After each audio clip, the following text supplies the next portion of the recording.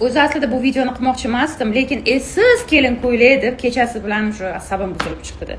To'g'ri, kelin stressda bo'ladi, asabiylashadi. Menimcha to'yiga bir kun qolganda bu ko'ylakni tikib bergan bo'lsa kerak dizayner.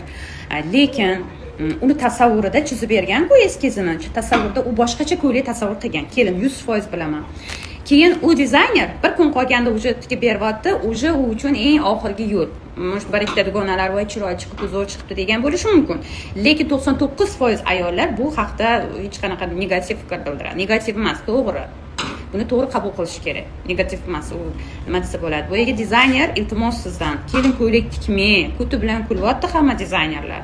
Neujeli shunchalik darajada multfilm kelin ko'ylak bo'lishi mumkin.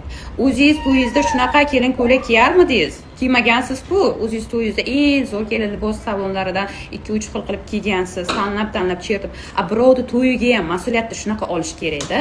Shunchalik ham darajada multfilm ko'ylak tikadimi? Mamtdagi gul o'rtasidagi katta toshga netchi? Hozir chekka O'zbekistondagi chekka qishloqlaridagi qizlarning ham qusi bor. Siz dizaynersiz, pakazlar qilgansiz, Yevropalarda pakaz qilgansiz, neujeli sal shoshma, bu yil qanaqa ko'ylaklar trendda? Mayli 100% ko'chirma qiling. Что lekin odamning hayotida bir marta bo'ladigan to'yda multfilm ko'ylak. Men esimda bor 95-90-yillarda kelinlar kiyardi. U ham bo'lsa oq libos emas, u qizil ko'ylak kiyalardi. Qizlar bazmida mamnuncha hamma joyda qip-qizil atirgullar bo'lardi. Lekin uni hech qaysi kelin to'yida kiymas edi. Qiz bazmida kiyilardi.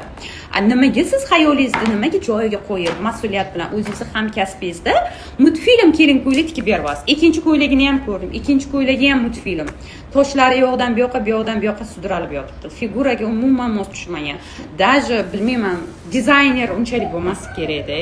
Lutchi qo'lingizdan kelmasa tikmay qo'ya qoling. Hamma salonchilar kuti bilan kuldi. Ne только salonchilar, butun O'zbekiston ayol qizlari ko'rib kuldi.